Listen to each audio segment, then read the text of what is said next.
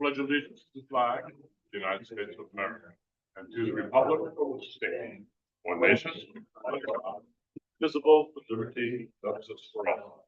If we could remain standing just for a brief moment, we would like to have a moment of silence with Gary Sudsbury, who is a long-time valued member of the Dover-Foxcroft Fire Department and also the Deputy Animal Control Officer for the town. So.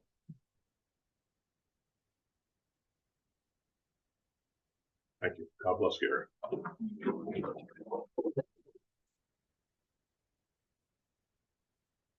Roll call will show all are present except for Steve Vermont, who's traveling to Massachusetts right now. He offered to call in while he's driving back on the drive, but that's not a good idea. So those of us who are still in the working world have other obligations besides the meeting. This meeting was changed from Monday night to Wednesday, so that caused a conflict. So. Anybody have a conflict of interest with any items on the agenda? Thank you. Motion to approve the consent agenda. So moved. Thank you, Jane. Second by Cindy. All those in favor?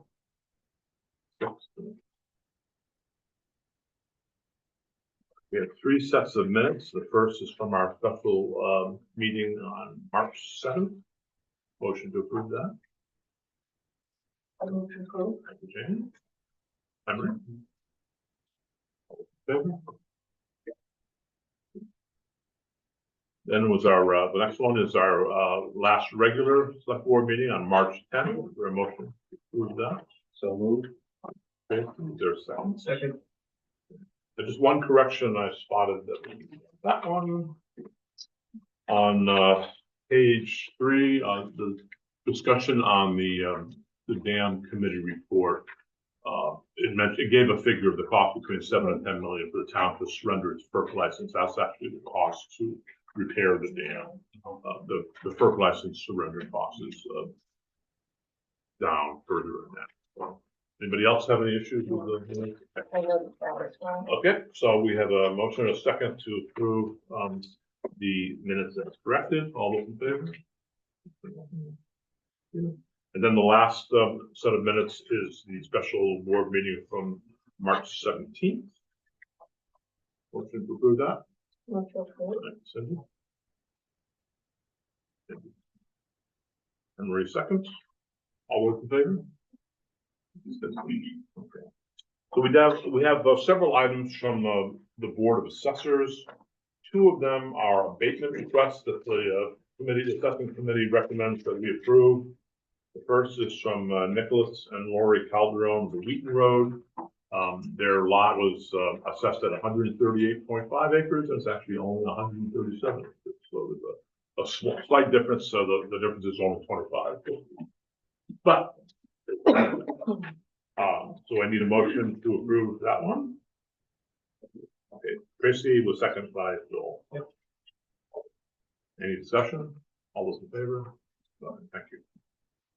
The second event request is from Richard Everback and Linda Everback from 14 Grange Street, and that one requested an abatement request of $40,000 on the valuation. There was a difference in the specifics of the house itself, and that was granted. No issues with that. No, I would just say, the committee reviewed both of these and we're comfortable with the recommendation. Good. All right, we need a motion to approve the second one. So, Jane. And the second by Tracy. All those in favor? And then the other item from the Board of Assessors is a couple of supplemental bills that the town is sending out. One goes to U.S. National Bank, and that is related to the building at 11 Grange Street, which we demolished at town expense last year. And the other is to the South Street Development Company, and that is for the building that we demolished at 130 Pleasant Street. So I'll say that the intent of both of these is because they were done at town expense. We are sending bills to the financial institutions that own those properties, hoping that they will repay us for that cost, either with their own funds or money they get from reselling the property. I understand the Green Street one's already been resold, is that correct? Yes. Yes, okay, good. And I'm not sure that we, need a, motion on that. We're just sending them the bill and see. Hopefully it's testimony then. So. Okay. We Well can done. only hope. We can only hope that they will only have to vote it on. Okay. Any questions so far? Or? All right, let's go to open session. We have a public hearing scheduled this evening regarding a property at 130 Grove Street here in Dover-Foxcroft, and need an update on that from the code enforcement office. I see both Brian and Nan are coming up to the front row. Brian. The owner of the property is here tonight. Okay. And would like to speak. Yeah. It's Mr. Wortman. And we're reaching out right after you Okay. bring us up to the front. The home is still empty. We have the pictures still. The front of the building is, the porch is still coming down. It needs a lot of TLC. The last time Brian and I pulled up in front, about a dozen squirrels came off the porch and ran up the roof and into the trees above the house, while a couple more ran back and forth on the porch and chatted at us while we were outside. Anything you want to add? You said you thought the porches were dangerous for anyone Yeah, the going on. porches are coming down. I mean, Mr. Whitman will tell you, you can't access the building from the front of the porches because it's collapsing due to probably deterioration and rot. As far as the interior and structural foundation, we weren't able to tell because obviously we didn't have permission from her to technically be on the property and stuff like that. So, she is here tonight to work with the board and try to figure out how to move forward and work something out. How long have you been working on this particular problem? July 5th was the first letter. Oh, On 2024. of 2024. On October 22nd, Ms. Portman left a message on Brian's voicemail at the office. On the 24th, I returned the call and left a message for her. And then Eaton Peabody served her with papers for tonight's hearing, and she came in on Monday afternoon to speak with us about it. And she's here today. Okay, good. Well, thank you for coming. Your first name? Yes. Portman? Your first name? Julianne. Julianne. Okay. We are going to. Okay. Thank you. Thank you, first of all, for coming here. It's actually rare for a property owner to actually come to the meeting without this, but let's hear what you have to say. Well, first of all, I'm not going to dispute that the porches are definitely dangerous. The condition of the property is, far from perfect. A lot of it, I think mostly cosmetic inside. And I was just in there with the mortgage holder, who happens to be my father. I purchased the property from them. It's been in the family for about 38 years. I bought it a few years back from them. I've actually been living there for about 16 years. Before, just last, in the spring of 2023, my son and I chose to move to Greenville for a while.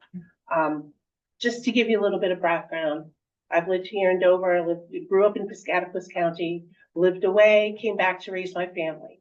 My boys, one of them is out of state now. He's in his 20s, finding his way. The other one just turned 18 and he's supposed to be a senior this year, but he's not in school right now. A little history with my child, he's special needs. I've had and I'm a single parent.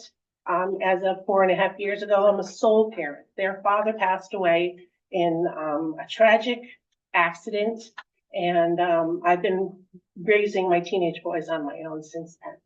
So my younger son, has had a host of mental health issues. He's been over the years in and out of hospitals and treatment, and I've been very proactive in making sure that he gets treatment. And he actually was in a residential treatment facility for a while down in Hamden, and I would go see him 3 nights a week to do therapy with him and to visit with him and let him know that he's not forgotten. A lot of the kids that were there were in foster care and never really saw their parents. So he was able to come home and do well. But after we lost his dad, things went downhill for him. His I went to school in Greenville. His father's family's resided there for about 100 years. He's got an extremely large extended family, and he really wanted to go back because that was his other home where he lived with Dad. So it took a while. I found a rental. I didn't purchase a house, and it's, not much to speak of, but it's a small little home for the two of us to live. So my intent was to go up there and see how that went for him, maybe get him to finish school up there, be part of the community. And I can't tell you how much support we have had he's got adult cousins who have taken him under his wing. They've given him jobs, people that his dad and I went to high school with are looking out for him. So he's got a lot of really great male role models, which is something that as a mom, I can't give him. So I've never seen him happier. It was never my intent to stay there. My plan was to get him to the point where he's an adult and he can live on his own and be on his own and come back. We moved in April, and my plan was to come back in the summer and do the work that first summer. Unfortunately, I had an extreme health crisis where my aorta actually dissected, and I had to have open heart surgery, followed by a stroke. And I'm really lucky to even be here. I had about a 5% chance of survival. So there goes my summer. I wasn't able to do any of the things that I planned on with the house. And then as time went by, I learned how to walk again. I still don't have 100% use of my body. There are limitations to what I can do. I can't climb ladders. I can't paint anymore. I can't stand for extended periods of time. I'm able to, function and work, but there are just some things that I can't do, which is really tough because I'm independent. I used to always be the one to fix the things inside the house and tinker with the furnace or, rewire the internet connection inside when, and all of those things. So then it got away from me. After the winter went by and I knew the porch was falling in, it was getting worse. And it's the roof on the porch that just started. So that whole front porch, I think, can be removed. And I think the back porch can be repaired. Again, the house is pretty structurally sound inside. And I've kept the electricity on the entire time. It's still on right now. There's a car there. I can move the car. Part of the reason I left the car there was so that the neighbor wouldn't use my driveway and plow the snow into the area by the basement that would flood it. So that was a concern for leaving the car there. But I'm willing to work with the board. I'd like some time to get a couple estimates, get someone to help. I didn't have resources, but my parents are willing to help out with that too. I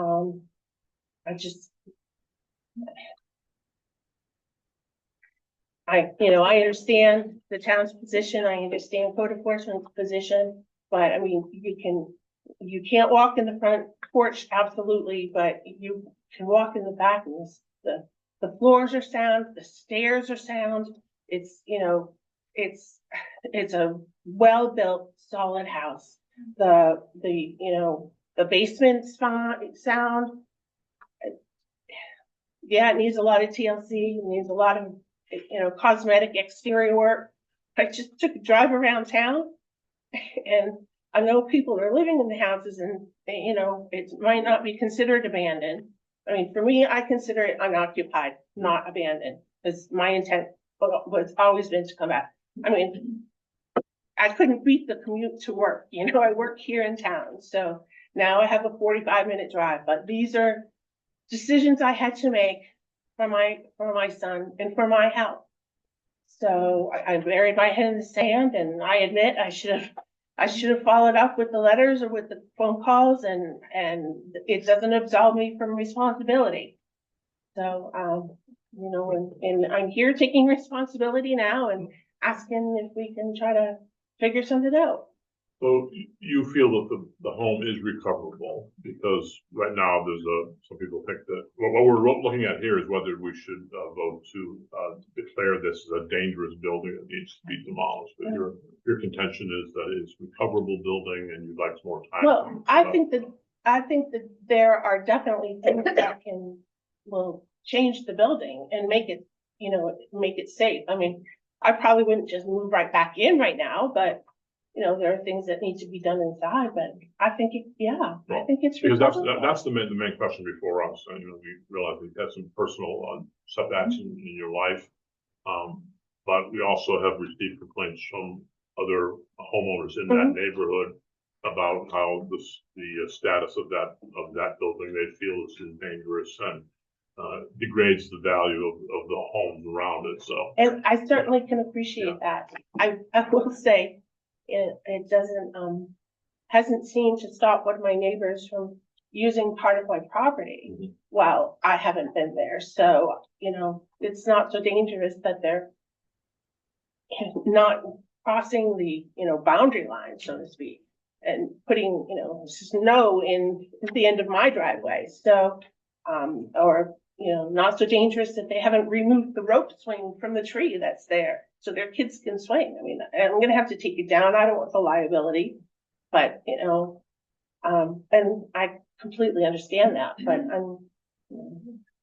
is there, before we have questions, I would want to see if there's anyone else in the audience from the neighborhood that has any comments on the building. Is there anybody else that is here to speak to the public hearing? Yes, sir.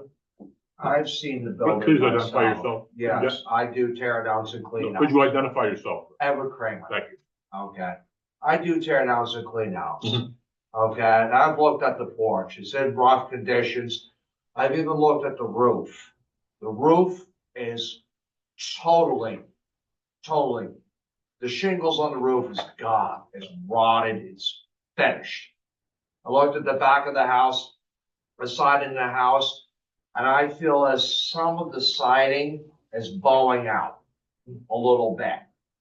Bowing out. So in other words, if you look on the side of the house, you can see it's not square, it's not straight, it's kind of bowed out like this, so to speak. It's hard to describe, but it's bowing out from the sides.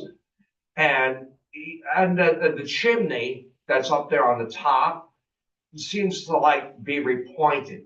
I haven't seen the inside because I'm not allowed to go inside, but from the stories that I heard personally, there's a lot of garbage in and around. I've looked at under the porch. There's junk, metal, bicycles, stuff that's just thrown around the whole entire building. So it's not been maintained the way it should be. So I have questions on the house myself. Whether it can be saved? Well, from the outside, it looks like the siding needs to be redone completely. I don't know if it's paint. I don't know if it's oil or what kind of paint it is. Maybe it might be lead-based paint. I don't know what's on the outside, but I know it's not the vinyl sheeting. It's literally, the whole place needs to be scraped down and maybe even some of those boards replaced. Yes, go ahead. And do you live in that neighborhood? I live on 90 Holmes Road. That's what I thought. Okay, I live up on. You're nowhere near Grove Street. Oh, I went and saw the house myself, and I did inspection. What? Wanted to be clear that you don't live near this home. Oh, no, but my friend lives by that house, and I know who she's talking about. Good. Is there anybody else in the audience that wants to speak to 130 Grove Street, or anybody on Zoom that wants to comment on that? Okay, hearing none. Questions from the board for Ms. Work? Yeah, well, my question is about if you were able to get inside, what would be the process from this point forward? We would have to have Ms. Warman grant us permission, and we'd have the our building inspector that we work with, if she would allow him to do a walkthrough and do a report like he has on every other building we brought before, and then give his report to Ms. Wortman, and then maybe from there, they can make a decision on how they'd like to move forward, what is savable, what is not. I'm not a carpenter, I don't do this for a living, so I would honestly think if she's open-minded to it, and she may have a general contractor in mind as well, but I think we gotta have some type of base report, somebody that does this for a living to say, hey, this is a savable home, or, you know, or we need X, Y, and Z to get back to this, to take it out of the dangerous building status, if she's open to it. So I would just move that we. And I got one. that. No, Excuse me, we're talking amongst ourselves, yeah. that would be the next step in our process, would be to have the building inspector go in and make recommendations. Jane, you have a comment? Well, again, to clarify, with her permission, correct? Yeah, Yeah. she has, and obviously her and the mortgage holders can be there, it can be a whole group process. But without her technical position, permission, then we gotta go through the lawyers and get orders, and it gets complicated. We'd rather not go down that road. Just, what's your time frame? I'm not sure. I mean, I haven't reached out to anyone particularly. I wasn't sure what was gonna happen here tonight. I had a couple of people in mind, to check. I guess it would depend on their time frame too, but I can, certainly reach out to them tomorrow and get that process moving. I would also like to point out that this is not a foreclosure, obviously, and I'm not delinquent in taxes, and, you know, I haven't completely walked away from it. I mean, I haven't been there, but I'm still, you know, being responsible in some ways, as far as taxes and things like that. Mr. Crane, we've already heard from you, so I'm gonna, Oh, that's okay. I'm gonna acknowledge this gentleman. Okay. Go ahead, sir. I'm Alan Willis. I'm a carpenter in the area. Mhm. I'm wondering if, when they do the inspection, if she could have a contractor or a carpenter there of her choice. So then when they do the inspection and say, this and this and this and this is wrong with it, and he can give her some type of an estimate, to see if that's even feasible for her to do. Like if it needs a roof and a deck and any jacking or anything like that, because if it's not feasible, then Is that something that our Yeah, building absolutely. inspector? I mean, it's her right, and I would recommend having some contractors there so everybody can kind of be on the same page. You know what I mean? If the schedule works out with her, but no, they should be there, or her contractor of choice should be there with the inspector to say, hey, here's the things I'm pointing out, what do you think? I would like to point out, with respect to the roof, the main roof itself would need to be replaced at some point. It's not leaking. The worst of it is the roof that's on the porch that's actually sunken in. So we have a dangerous building order here, which I think we don't need to sign this evening. If it was going to be demoed, she would have 60 days to do that. A logical compromise might be to withhold further action on this for the next 30 days and allow our building inspector to inspect the property along with any contractors who would be interested in doing that at the same time, so you get a firmer idea of what the cost is. Is that logical? Is she agreeing to that? Are you Well, okay with that? I'm open to that. I think what I would propose is for removing that front porch, you know, securing the front area with, you know, replacing appropriate clapboards and so on and so forth, and fixing up the back porch. The house itself is, I mean, there are some things that I need to do, but I think if I could at least get that part done, and then we can see if that, you know, if it looks better to people. And, you know, another thing that I want to point out is, yes, I completely admit that I buried my head in the sand. However, I spoke to,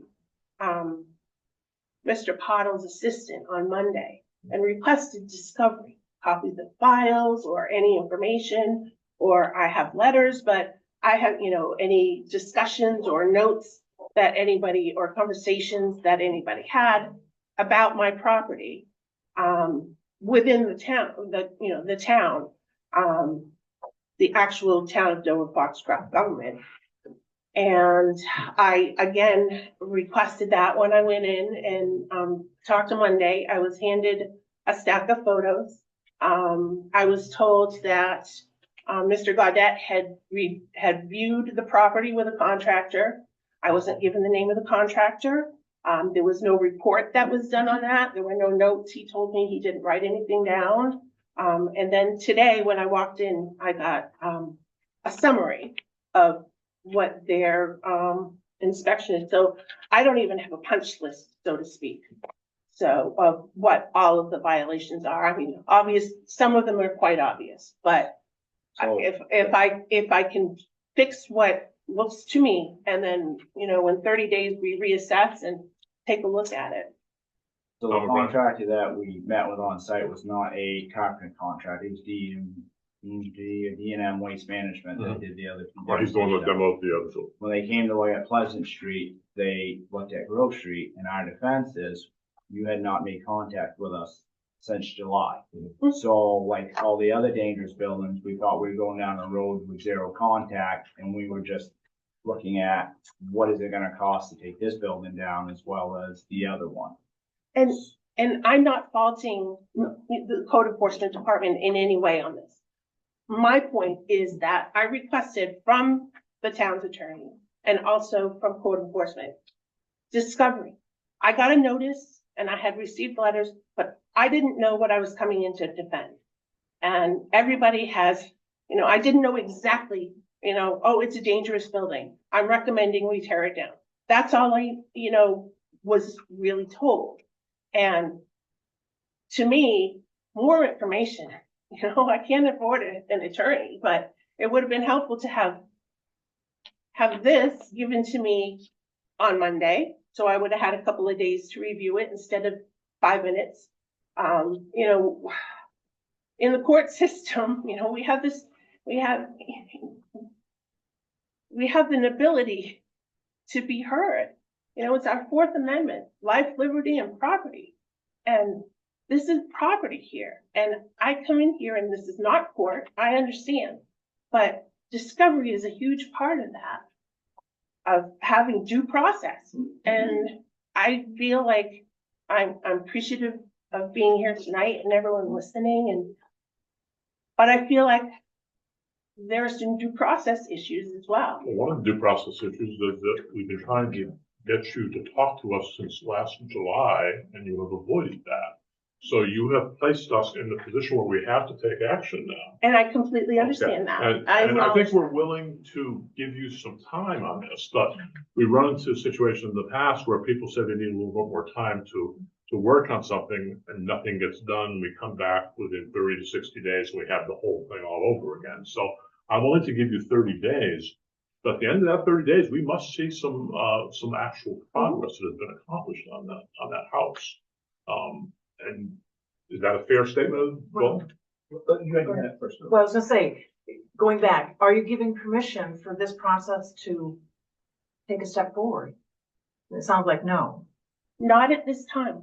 I think I would like some time to do a little bit of work before, 30 days and. Right, so for me, the crux of this right now is you feel like you weren't given enough information about our concerns. Mhm.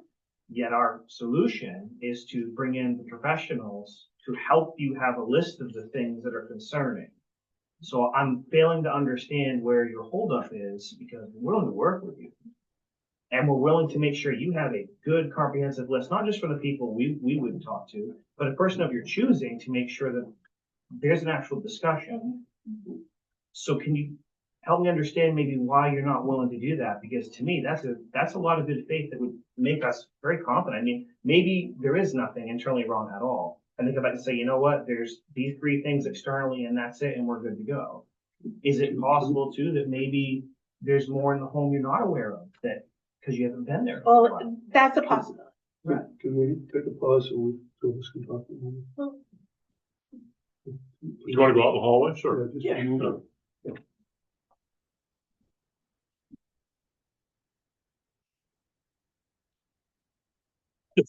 Is there an expense to the homeowner to have the building inspector come?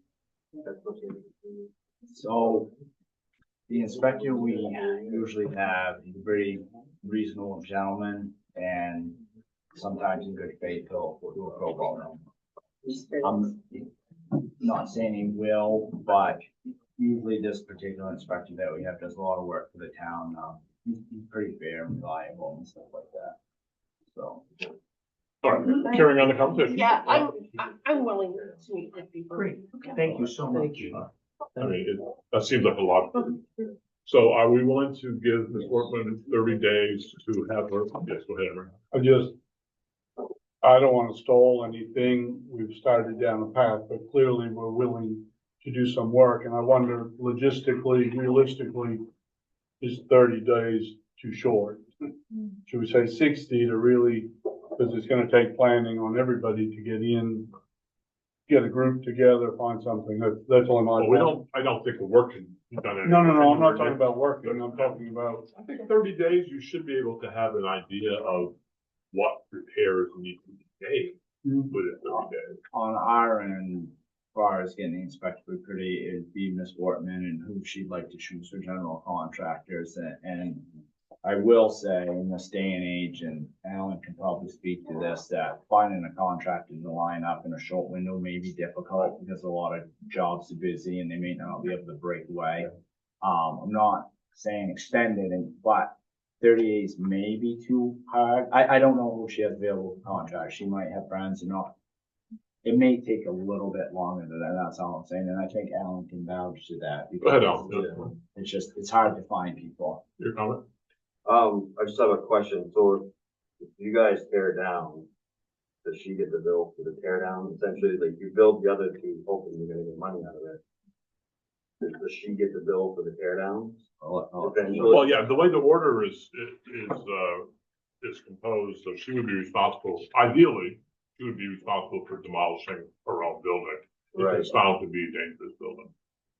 If she is responsible for repairing it and does nothing, then the town has, we've stepped in and demolished 2 buildings in the last year, but they were not owned by local people. The people that owned them had vanished into the ether, and they were owned by a financial institution. So we tend not to tear them down if there's an actual owner. Do you guys have a quote or estimate for the tear down? The last 2 we did, a building that was a comparable size was about 24,000 that we did on Pleasant Street, right around the corner from what you live. So if she had a contractor lined up within the 30 days, would that give her more time?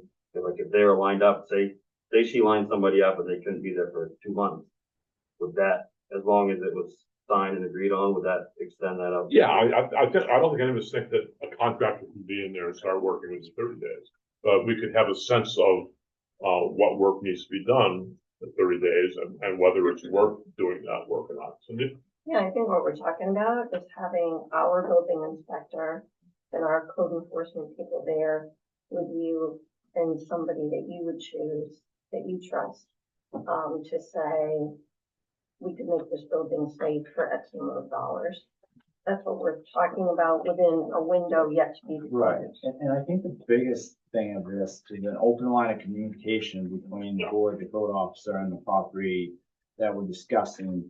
And that goes a long ways because in the last 2 properties that we all know, there was no open line of communication. They shut the door on us, the town was forced to do what they do. So once we have an open line of communication, I think all 3 parties can work together and I wouldn't say give deadlines, but give timelines on how to get things repaired and stuff. So the ultimate goal is not to just start bulldozing things. The ultimate goal is to get the house back where it needs to, move back in, continue tax base in the town. We don't want to go around bulldozing people's homes. The other 2, we were left no options. And obviously that's not what we want here. We want to work with everybody. So as long as the board's willing to work with us and the homeowner, I think we can come to an agreement and a fair timeline, and it's hard to get things done. So. I think that'll give you the information that you want, because they'll come in and they're gonna look top to bottom everywhere to make sure there's nothing missed and say, here's what we see. They may point out some little stuff that's not a big deal for safety, but they may show you some stuff that you didn't realize. And that gives you a chance to talk to your contractor and say, can I do this? What am I looking at? And then get that information to us, because we really don't want to tear down your home. We don't want to do that. We want you to have a home that you're happy with and safe and comfortable and everything else. And we appreciate you being here to have this conversation, because obviously not many people come and do that. Cindy and then Jane. Yeah, just thinking about there's a difference between what makes it dangerous and what needs to be painted, right? So we're talking about. We're talking about structural. Or, It's not like, or what oh, makes it livable too. Yeah, what makes it a safe place to be, and not how good does it look. I mean, it's really about safety. That's the reason we intervene. Yes, So maybe amend it to 45 days that'll be fine. to have that plan. I'm over it. Honestly, it's the board's decision with Ms. Wortman. And if she runs into trouble, it's just an open line of communication that, hey, I've tried X, Y, and Z. They can't get here in the time frame, and I'm sure we can come back and say, hey, we have a date of this. Will this work? I think, like I said, as long as it's an open line of communication between all parties, I think we'd be okay. Just so we're clear, 45 days of time to get it done, but the goal is to expedite this, because the sooner the list happens and you can talk to the contractor and get booked, the better. Otherwise, it becomes one of these things where winter's coming. And please answer any inquiries from the code enforcement officer. Absolutely. Emery? Just following on with Joel, whether it's 30 days, 45 or 60 is irrelevant, that as we go forward, there are still timelines in place.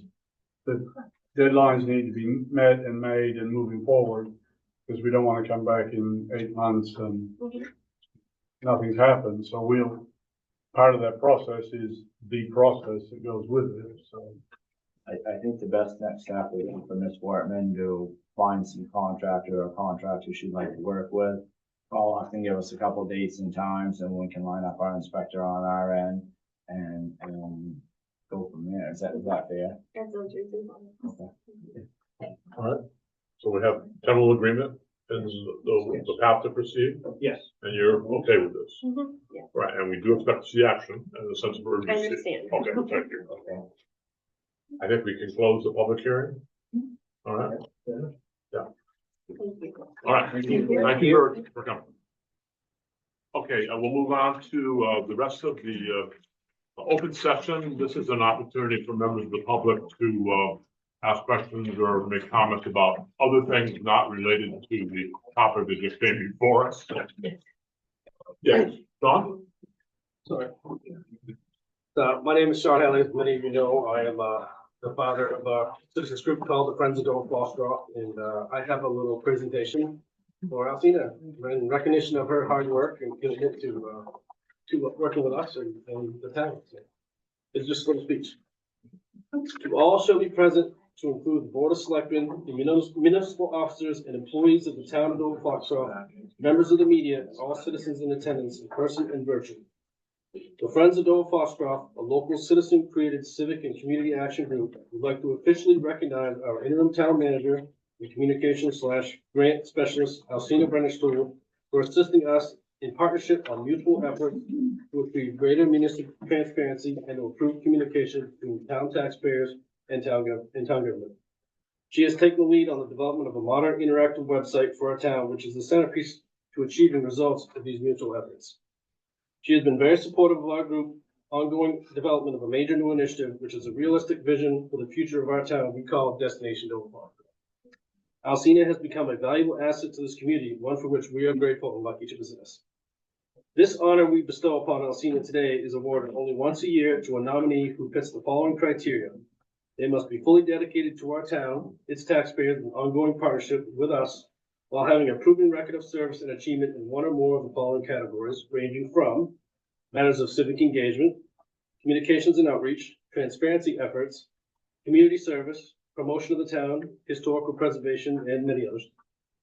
Nominees are not required to be a resident or taxpayer of Dover-Foxcroft, but must meet a higher standard of commitment to our town and to our partnership.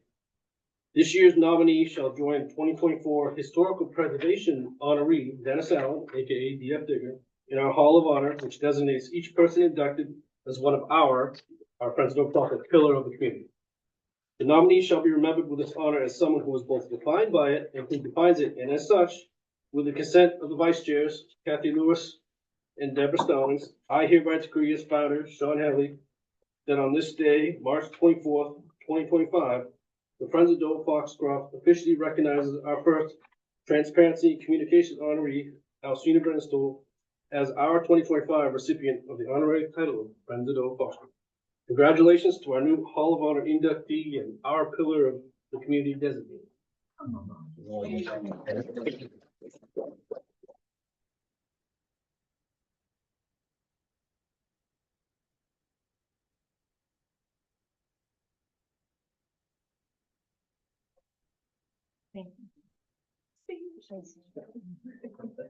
Congratulations. Thank you very much. I continue.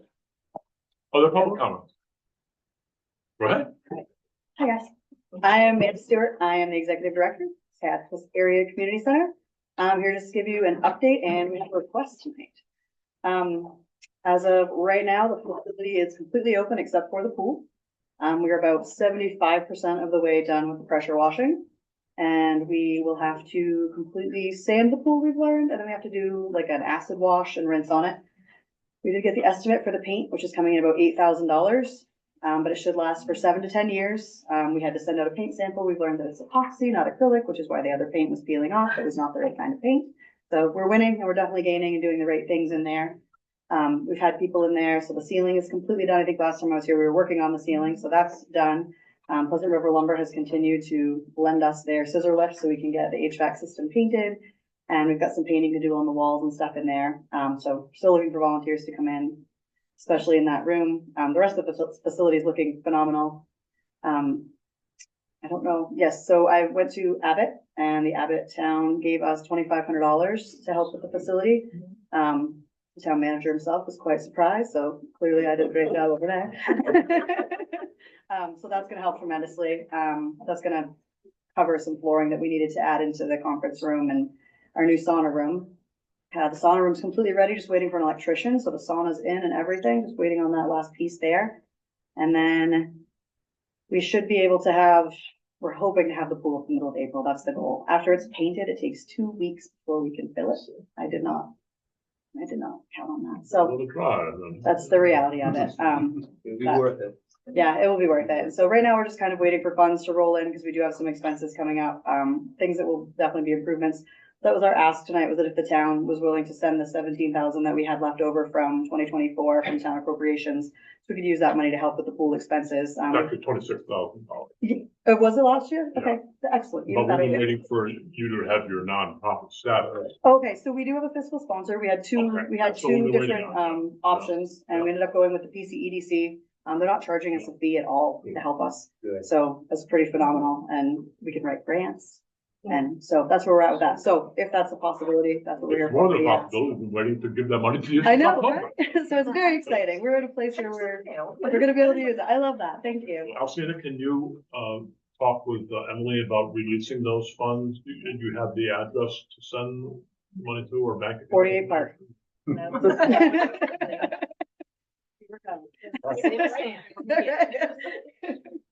All right, so you'll come in, maybe with your own cash box. You can bring- Whatever we need to do, whatever we need to do. Yeah, I frankly like to close the books on. Yeah, no, it's pretty exciting, and I think that's where we're at too. We had another organization, which was the Cotton Foundation, that had been giving us a quarterly check, from a very old family from town here. And we started receiving payments from them for this quarter, and they're sending last quarter as well. So really excited to have the cash flow coming in. Our expenses for last month were right on track. We actually have not lost nearly as much money as we budgeted to lose. So that's a huge win. We've been able to keep staffing expenses down.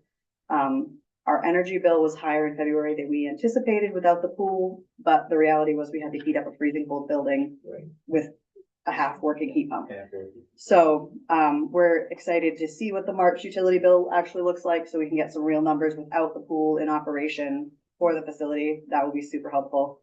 We're really heading in a good direction. As of yesterday, we had almost $16,000 in revenue that had come in, and our bills are only running about 15,000 right now. So in the positive on month 2 is kind of a win, I think.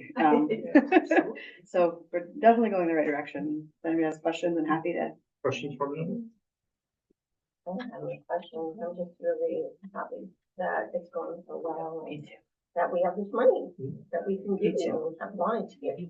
Last night's budget committee meeting did reaffirm the fact we had $53,000 in next year's budget, which was an increase from the 35,000. Thank you so much. Good. I'm happy to see progress being made, and we'll get those funds to you as soon as possible. Thank you. If I could just say, I was part of the audience when you did the presentation to the budget, and you were very impressive. Thank you. That's what Abbott said. So it's easy to be passionate about something that, like, I don't feel like I'm asking for something that isn't warranted. And I think it's a huge part of the community. So it's easy to sell something you believe in. it 100%, 100%. Thank you. Good luck. Thanks, Good luck. Thank you, Amanda. Other comments from audience members? I have a question. Sure. The dam, I've been hearing rumors about the dam. They're saying that you still want to tear it out. Well, what's going on with that? Well, that's on the agenda for later on. No, our plan, what we're going to the town for is money to, fix the dam this year, so. Okay. Other, questions or comments from members of the public? Hearing none, seeing none, we'll close the public comment session, move to, members of the select board. Well, real quick. Go ahead. So, do we have the sweeping line person that comes to do springtime cleanup, at least in the hopper? So Street I'm, sweeper.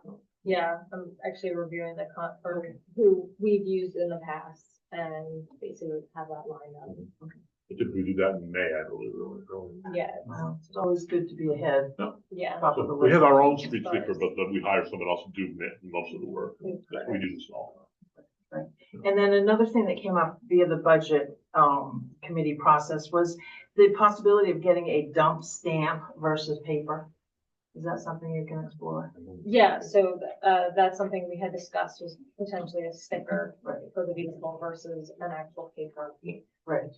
That way people won't forget where they put their piece of paper. Mine used to be in my. Under box your glove compartment. Or under the seat or something. Right.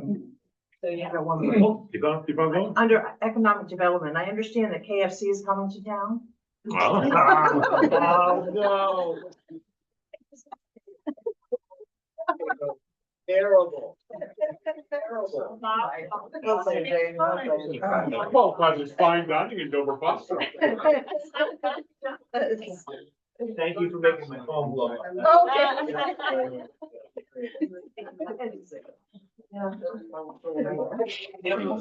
You don't want. That's an inside joke. Okay. Inside joke, yes. Inside joke, all right. Other comments from board members? I have nothing at the moment. At the moment. You reserve the right to comment. Yeah, I just want, one comment I want to make is, we did have a 2.5-hour meeting last night. All the members of this board were present for that, all the members of the budget advisory committee, 7 of us, 9 of them. We talked for a long time and we ended up cutting, $412,000 from the budget expenditures. We did all that in a polite and civil manner. No one raised their voice. There were no arguments.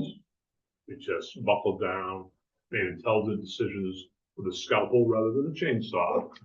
So it can be done if we all have the same end goal in mind, and that is not to make it unaffordable to live here for the taxpayers. So I just want to, that wouldn't have been done in a lot of towns. And we all say sometimes, we have some friction in the community over different things, but that's a good example of we do a lot of things right here too. So I'm thankful to all the members of this board and all the people who, we're getting paid the big bucks, and they're getting paid nothing for being on the budget advisory committee. And we were able to pull that off and come to agreement, and there really wasn't much disagreement. Also, basically. I was grateful for that meeting, by the way. Yeah. It was a long time, but it was a lot of good work. Yeah. So I really want to thank Amanda for coming in, that report. That sounds great. That's sweet. That's really good. Thank you, Sean, for your presentation. and, working with this board, and I hope we can work something out there to keep that building. Yeah. for her. Well, see, as long as, As long as we communicate back and forth. right, as long as people follow through on their promises, I'm willing to work. Right, Yeah. that's what I'm Yeah, saying. right. It's, feels like it's headed the right way. Let's see where it goes. Could be. Yeah, just, I was reflecting a lot when I got home last night on the work of the two committees together, and what really struck me was how everybody was invested. Yeah. You know, in the past, the process with the budget committee has been kind of like, sure, you know, it's just kind of been matter of fact and not really digging in and working like that. And I know that's been the process the whole time this year, and that is amazing. So I think we're really fortunate. That's a lot of people giving a lot of time to do what's right. Yeah, it really helps to have Chris Moss and Bill Erskine, because they both have really highly developed analytical skills for Yes. looking at budgets. But someone comes in with trend graphs and pie charts and Excel spreadsheets that have all the numbers there. And Alcina has worked closely with all of them, and they do know how to analyze information. And when you do it, make decisions based on data rather than emotions, you get better outcomes. Surprise, what a shock that is. Yeah. Okay, any other select board comments? Joel? Got one. Thank you everyone for being here tonight and people online. As you've heard, it's been busy, the last 8 months. It feels like we're meeting almost every single night for one reason or another. And it's not just us. I mean, we need the community involvement. I mean, to put some people in a position and say, well, I hope you do good. I'll see you in 3 years. We need input, and it's great to hear from people. So if you have questions, ask. If you have concerns, bring them to us. But the big thing is get involved and encourage other people to get involved. We need people to be on committees. We need people to bring questions to us. We do the very best we can, and I think some people are learning as they get involved how complicated and time consuming this really is to have these positions. We joke around about the lucrative salaries we get for this. But at the end of the day, we're all here trying to keep our town a beautiful place, and we need help to do that. So thank you for being here. And for those that are going to step up and help us in the future, I thank you in advance. For the record, we don't receive salaries. We receive an annual stipend of $1,500. And as chair, I get the really big bucks, $1,800. There was a posting on Facebook recently that I think the chair of the board, I'm sure they weren't talking about me, made $2 million. I don't believe I made. Okay, so any other board comments? Emery? Yeah. Again, because of what Joel said, it comes to my mind. And it is still just roads and stuff, but it's a question for Alcina. We're in the middle of mud season. The roads are here and there and in different states of condition. Are we getting information from the public about certain parts of roads? And are we getting back to them, as we talk about every year? It's communication. Are we replying to those issues and seeing if we can get out and do something on? So far I've had 2 road complaints and I've been responding to them Right. about those. Obviously everybody, if you're following on social media, Grove Street is Grove Street at the moment. That's why it's still closed. And yeah, I mean, unfortunately, this is the season that we're in, and we kind of have to get over this hump of thaw and whatnot. But yeah, I've only received two complaints so far. Those have been addressed. But unfortunately, there's nothing we can do about them immediately. Oh, yeah. But they're noted, they're on a spreadsheet, contacted, all that kind of stuff. So being tracked. Thank you. Good. Ready to move on? All right, so, adjustments to the agenda, even though we kind of decided the 130 Grove Street issue in the public hearing, we actually have to take a vote on it during new business. Okay, so I will add an item, town manager's report right now with item E. I would add the Grove Street as item E and push the town manager's report to item F. And we'll basically just memorialize the decision we came to during the public hearing. Any other adjustments in the agenda that are needed? We are going to have the executive session at the end.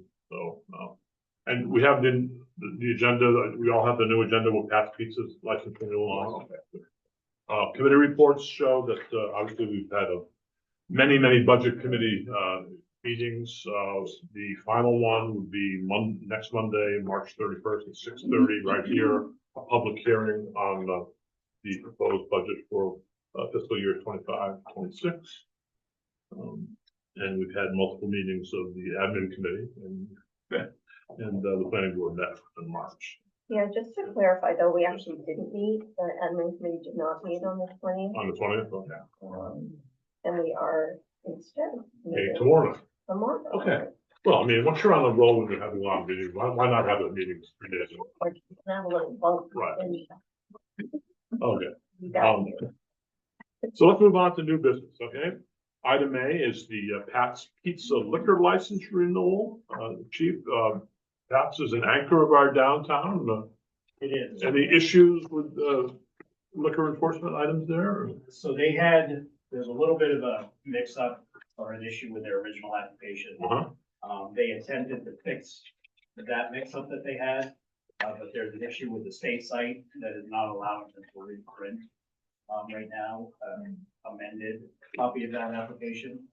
I did speak with our local liquor enforcement inspector that covers this area, and he has been in contact with Mr. A, and we're gonna move forward with the application they have now, knowing that there's corrections that are gonna be made that may not necessarily be reflected on that application, mainly because the state's website is not letting him reprint. So it's not necessarily an issue that he's having, it's an issue at the state. So. Thank you. Any comments on Pat's? Henry, you didn't sign this. Do you want to sign the Pat's? I might need to eat that, I'm probably not. So we usually just hear from you, Chief, about, have there been any issues there with enforcement of liquor laws? So without getting too much into the public setting.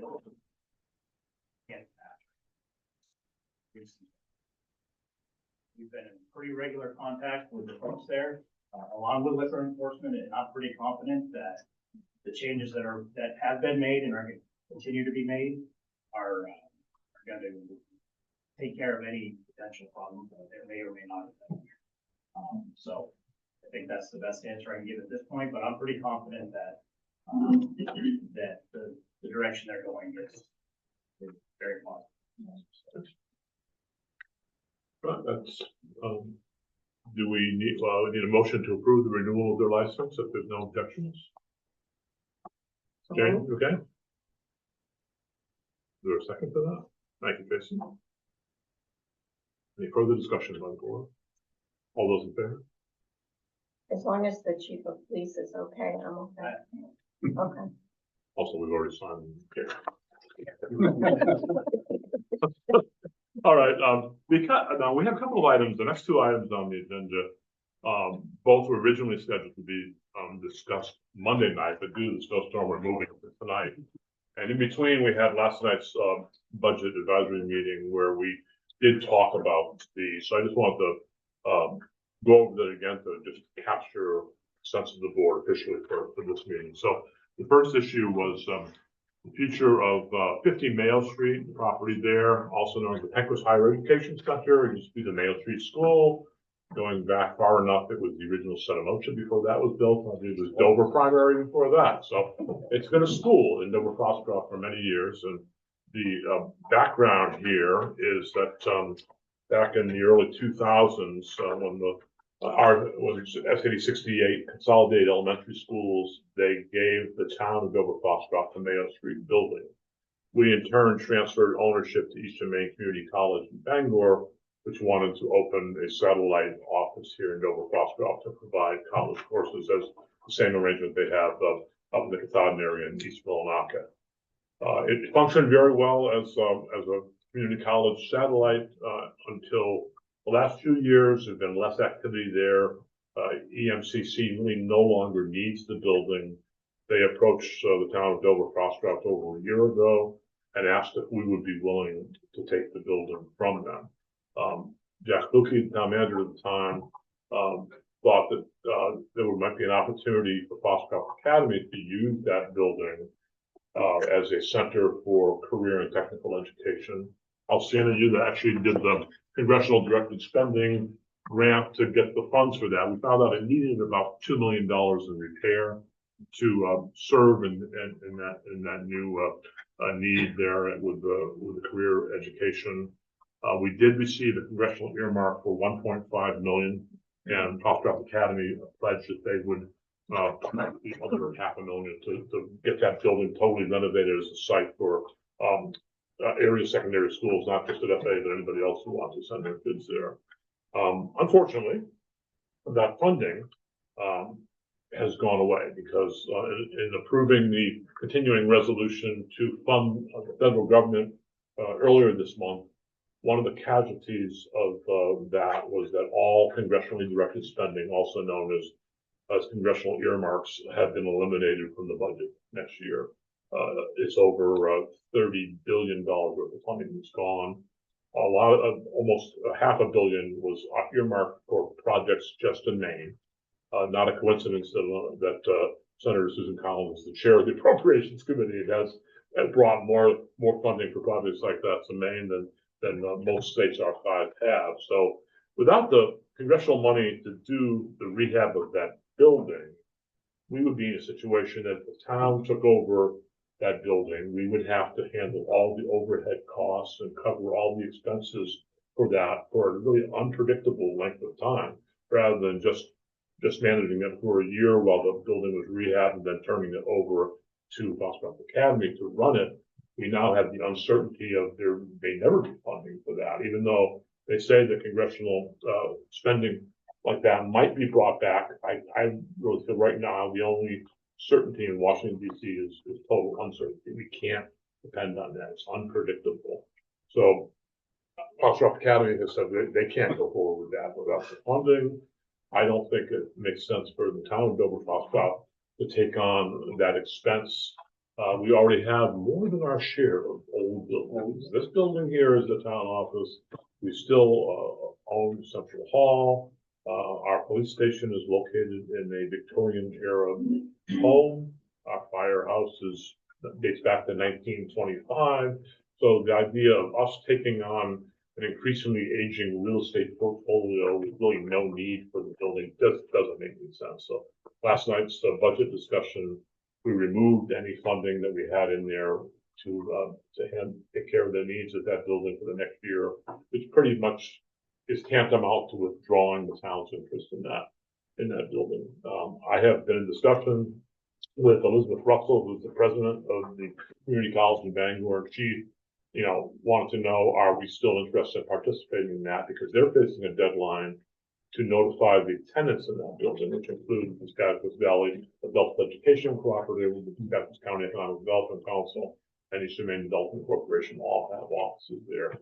There's a 90-day notice that the community college must give to them that building will no longer be opening after July 1st, which is the start of the community college's fiscal year. So I told her last night after the budget committee vote that we're not going through with that, and that her plan is to put that property on the real estate market and see if they can find a buyer. I have heard some people that are interested in that. It, in my view, would make a very nice location for senior citizen housing, something like that. The building still has some use, probably not as a school. So I guess we just need an official motion to withdraw the town's offer to retake possession of that building, and Eastern Maine Community College will go forward with divesting themselves of ownership and selling it. So moved. Second? It was a great idea until the money went away, and that's the reality. No sense whining about it. Just gotta move ahead. Okay. Any further comments before we vote? All those in favor? I just have a question though, Sure. as Elizabeth is breaking the news to her tenants. Yeah. Do you have any room here? We we had the community room, but that's used. So Right, there's yeah. really no room. Yeah. And I've already, which I know the people at the Delta, I know the Scottsdale County Economic Development Council. I gave them a heads up last week that this is probably coming down the pipe, and I don't want them to be blindsided. So they're already actively looking for new office space. One option, might be the Mayo Mill complex. Adult Ed has a lot of options because they have presence in all the school districts in the area, so they're not restricted just to Dover-Foxcroft. So, they're not surprised by this too. They have seen that there's almost no activity by the community college in that building, so it was not a surprise to them at all, but that's where we are. Okay, I'll sit on that, and we've notified everyone we need to notify about that, and hopefully anyone interested in property development might see that as a entrepreneurial opportunity. Great closing, great. Thank you. Yeah, going on to item C, this is a continuation of the discussion we had at our last meeting where we decided to surrender the Federal Energy Regulatory Commission license for the Mayo Mill Dam because they made the decision that generating hydroelectric power there no longer is feasible from a financial standpoint. We left unanswered the question at our last meeting of how do we finance going forward with the FERC license surrender? Steve, unfortunately, as the chair of the dam committee, cannot be here tonight, but we did talk about that last night. And people on the dam committee, Emery and Tracy, you understand his thoughts on this. His idea was that we need an article at the town meeting this year authorizing the select board to raise and appropriate up to $250,000 in the next budget to finance the engineering and environmental studies and the legal work that needs to be done to surrender that. It's quite a complicated process. And also, in addition to the estimates we have on the study needed to surrender the license gives us a range of between $300,000 and $500,000 total. We're trying to nail that down to a more accurate figure. Is that my understanding?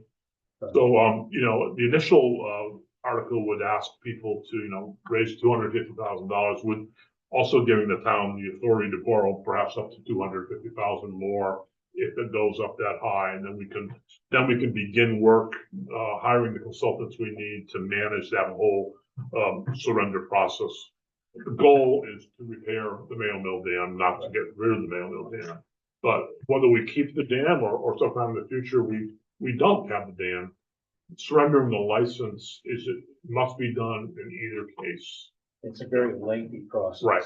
It's a very, we can't spend all the money on the license surrender in 1 year. You wouldn't be able to. You're looking at 2 to 3 years at best, probably closer to 4 or 5. Right. And before you can even put in the final license renewal request, you have to know, you're going to have to answer first question. Okay, well, what are you doing with the dam?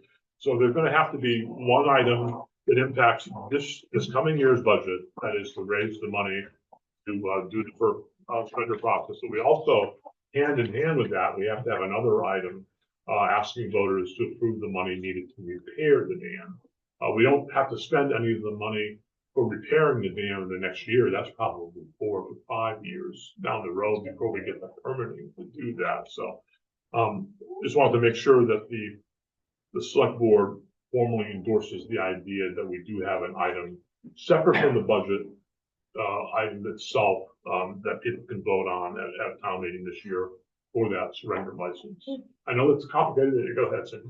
Yeah, I understood last night that because we're just beginning this and we're just determining what the consultant's fees might be and all that we might appropriate $250 this year, we might appropriate another $250 next year in order to accomplish. Right, and the one item we vote on this year would have authorization for being able to go out and get borrow that money for a year or two, perhaps. So, yeah. Go ahead, Dave. Well, and the other piece that at least was distressing to me is that if we go forth with the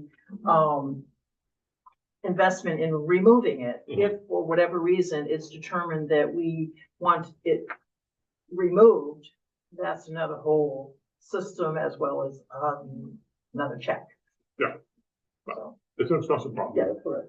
Anything to add, Alcina, as our resident dam expert, Alcina, that's your understanding of at least the FERC license surrender? Everything that has been said is Okay, correct. all right. Yeah, I'm not Good.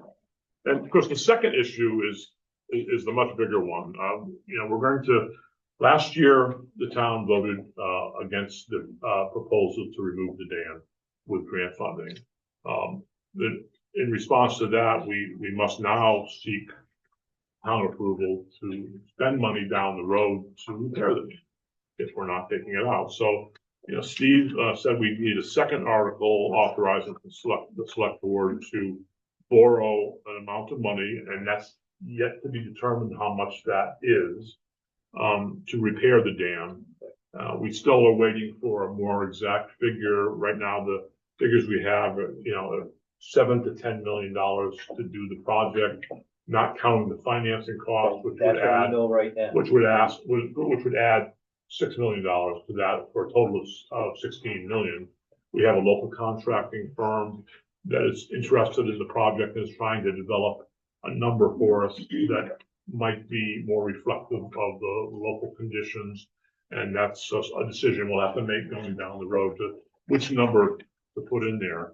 But we would borrow those funds over 25 years and depending on what the interest rate is and the final construction cost, that would determine the annual payment. So if the town authorizes the select board to do that, then we will go forward with dam funding repair. So then the issue is what happens if the town says no? It is highly possible that people could vote not to remove the dam, but also balk at the projected cost and not vote to raise the money needed to repair the dam. So that's the question. Okay, what do you do if that is?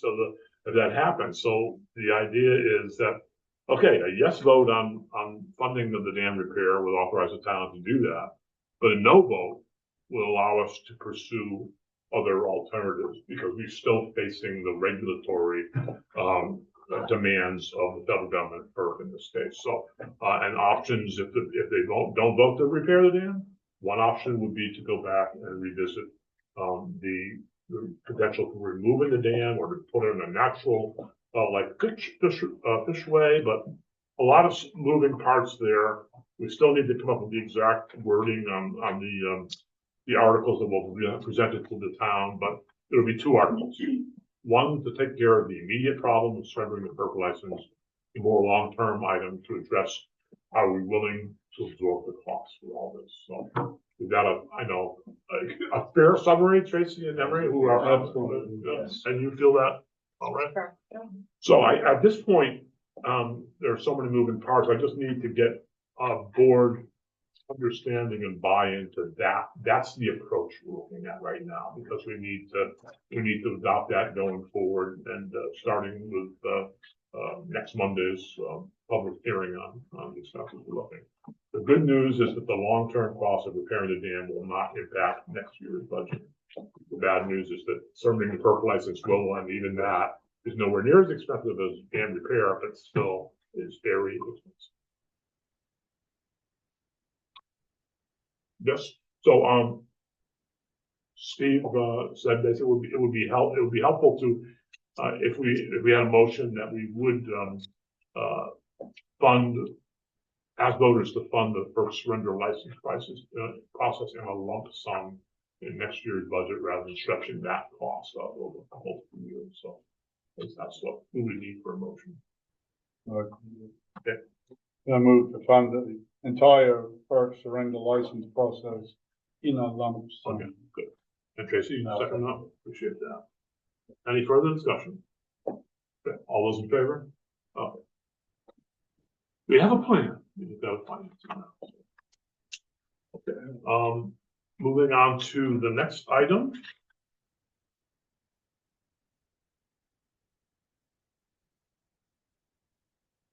Item D is the appointment of a new town manager.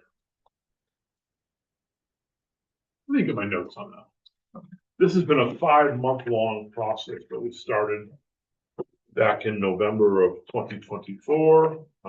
We have interviewed multiple candidates.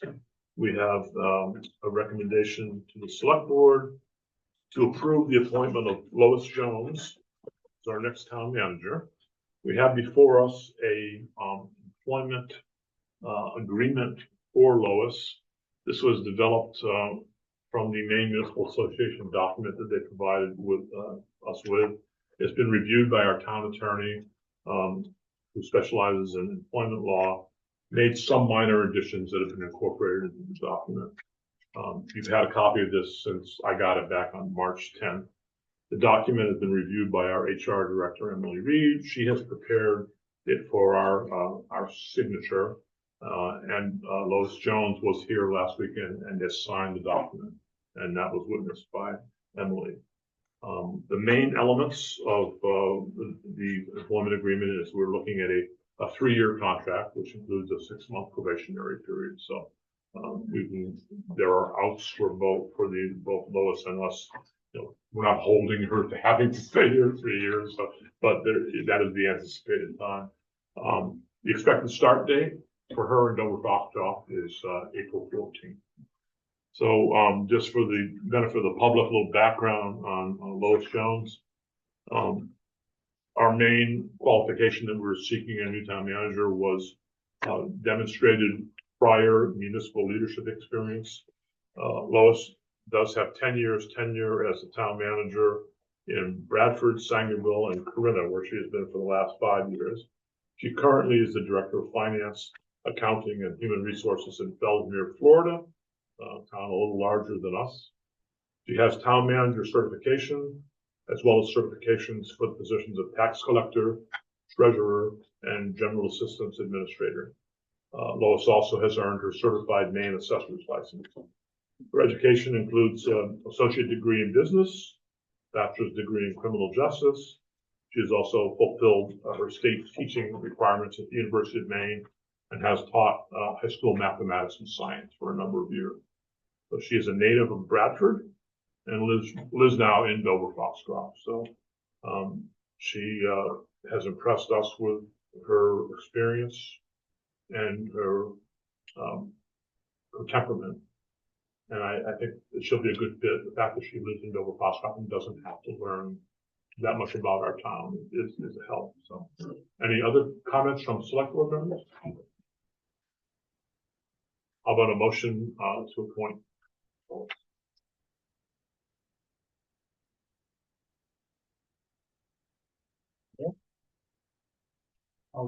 Thank you. I move to approve the appointment of Lois Jones as the town manager. The second.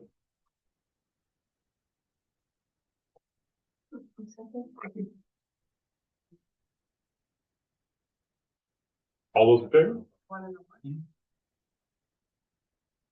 Great. Opposed? Great. And if I could speak. Of course. I believe the select board needs to continue its work in looking further for a better fit considering the size of our town and the upcoming needs for Dover-Foxcroft. Any other comments? No. My hesitation, is just, we still have to, outline the 6-month probationary period. As we discussed before, make sure that the benchmarks that we need are gonna be met, which I know we're gonna work on. I just hope we have that done for today to make sure we're on this. Okay, well, yeah, I wish you had brought that up earlier. Well, we've been a little busy. Yeah. So, Yeah, it's too bad that Steve Vermont is not here because, yeah, and, he would have voted for Lois. Okay. Tie vote is a tie vote. We'll talk about that. You want to talk about that in executive session? Yeah. We'll move on. Grove Street action.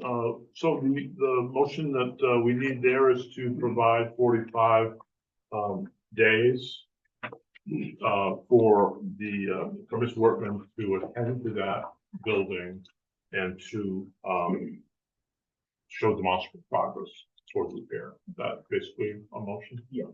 I'll move, that as we discussed with code enforcement and with Julianne working, that we allow for a period of 45 days for, code enforcement to get the building inspector together with Workman and her contractor to, create a plan.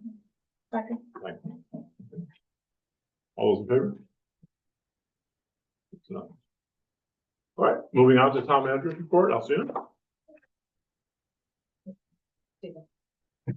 So as we're into our first week of construction season, we have all witnessed and saw Facebook posts of Gordon Contracting working on the main DOT intersection there, between 7 and 15.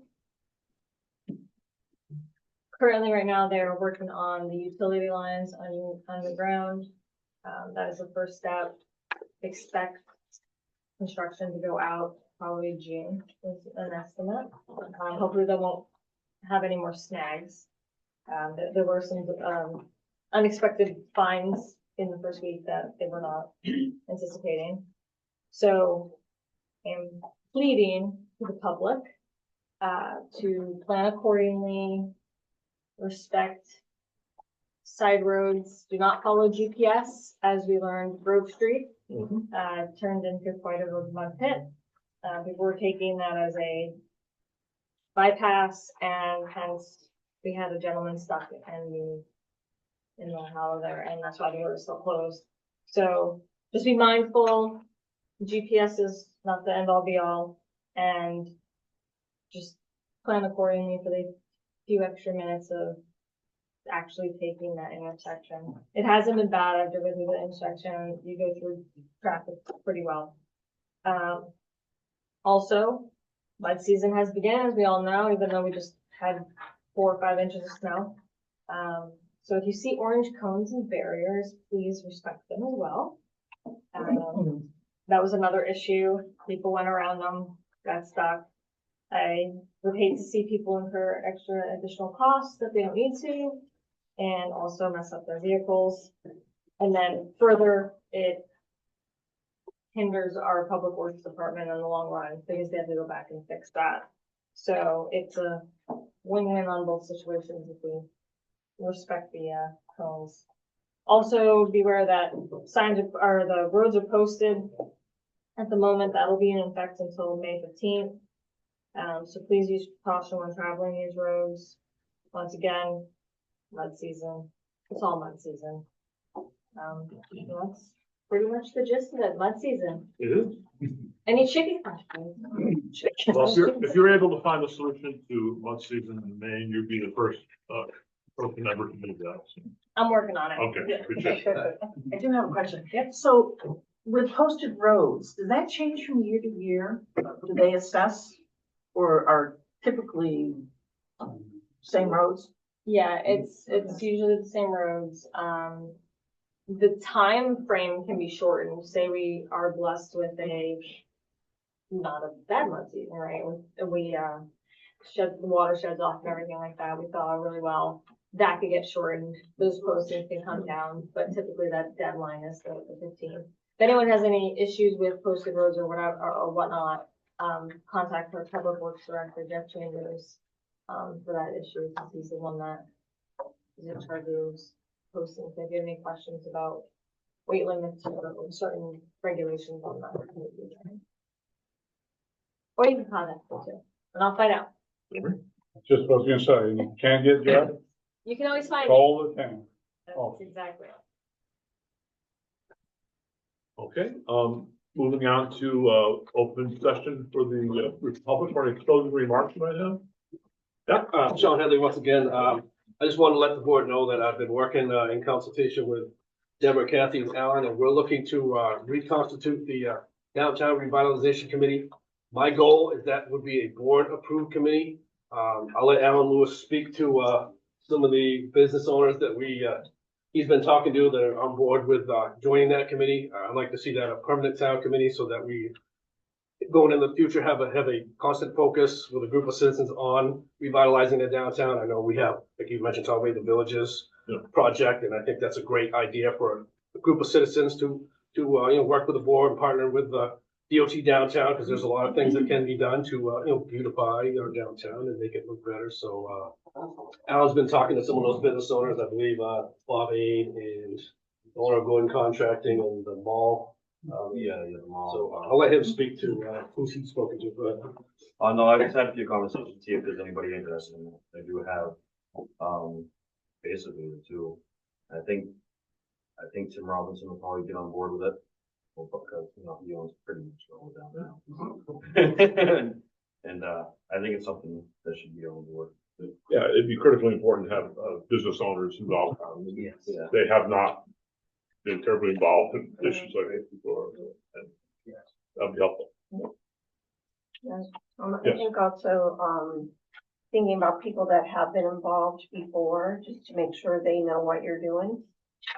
Because there have been different committees over the years of people just trying to do stuff, not business owners, but other people who would like to fill some of the empty storefronts. And so I was trying to think if there's somewhere, there must be somewhere, some names of people who've been involved over the years, and we'll see what I can come up with. It's all considered.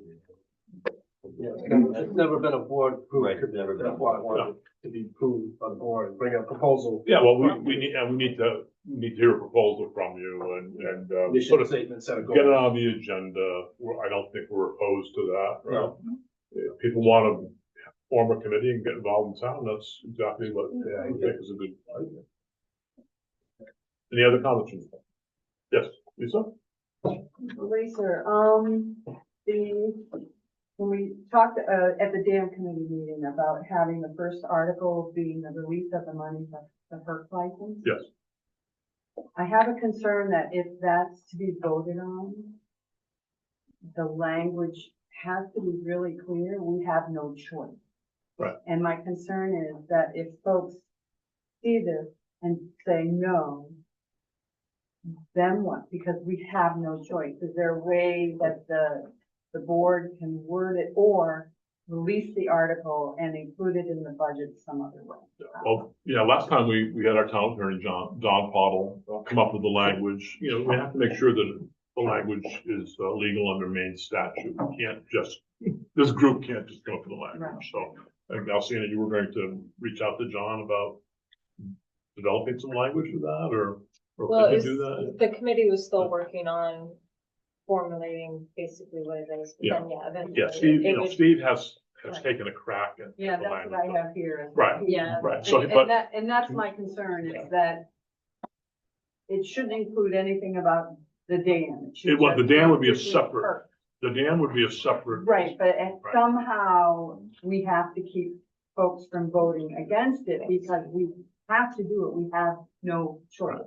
So however the town decides to convey that, but my concern is if people say no to this, there's no recourse. We have to Right. do this. And people might very well, if you see, Right, but if you that's see a sum of $250,000, you might just say, no, But thanks. that's what I'm worried about, because we have to do the first license, Right. we have no choice. So if people say no, I mean, we have to do it. So I think we're between a rock and a hard place.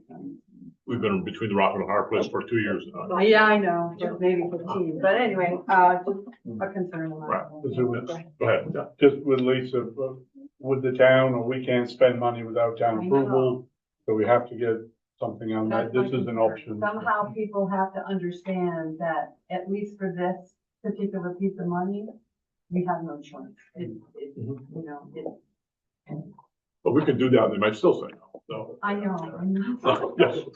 Yeah, But in that, Deborah Stallings, in that verbiage, I think somehow it also needs to begin to understand if we don't do anything, then there's fines that can be levied, it could be a whole lot more than that, $250,000. right, and we've mentioned that in the past, that I mean, there, you can't ignore a court order. if Right. A court order tells you to do that.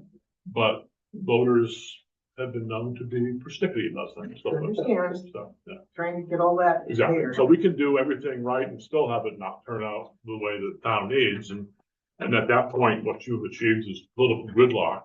And And but that's our town meeting form of government. This is not a town council where the 7 members who have been elected by the citizens can make a decision. The voters have to, and there's been multiple examples of that around the United States that, where they won't listen to reason and say no. So if that happens, I don't know. Someone had. Yeah, I do.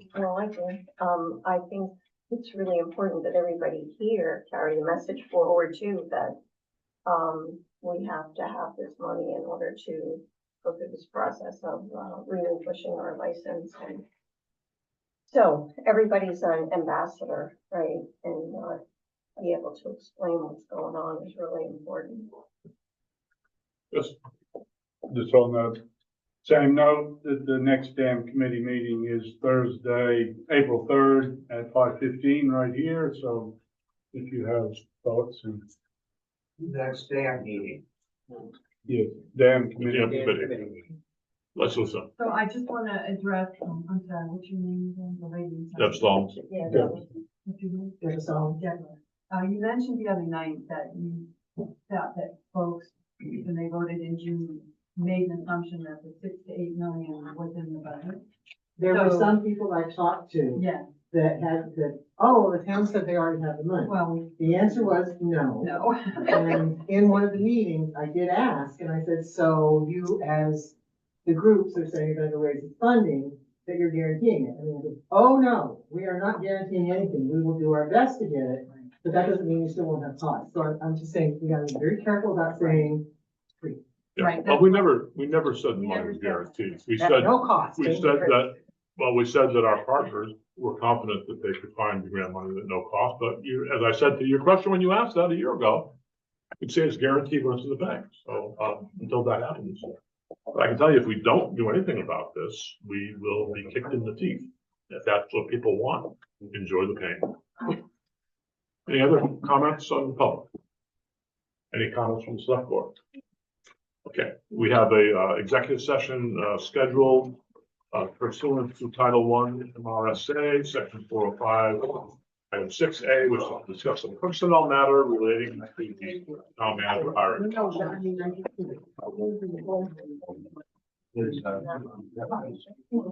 Seconded by Jane, and the time is 8:03. All in favor? Favor.